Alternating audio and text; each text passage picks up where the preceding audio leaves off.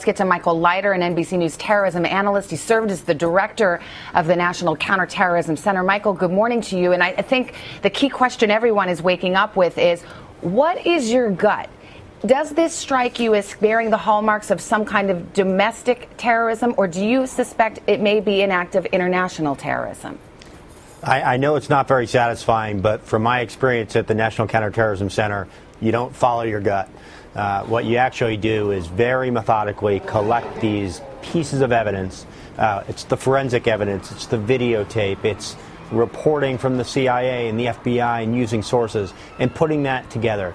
And my gut is that the person who did this has some connection to Boston because they so effectively picked the iconic symbol of Patriots' Day and the finish of the Boston Marathon. But I also don't think we have enough information now to point in the direction of domestic or international terrorism. We have to be really careful about speculating which one it might be. Yeah, on the one hand, you have what appear to be crude devices. On the other hand, you have a coordinated attack. I mean, I think you could look at data points on either side of this.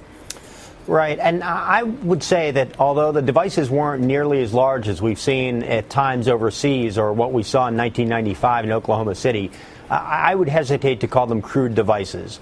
These did go off relatively simultaneously, far enough apart that they would have killed or hurt a separate group of people. So I think this is a pretty sophisticated attack in the midst of an enormous amount of security.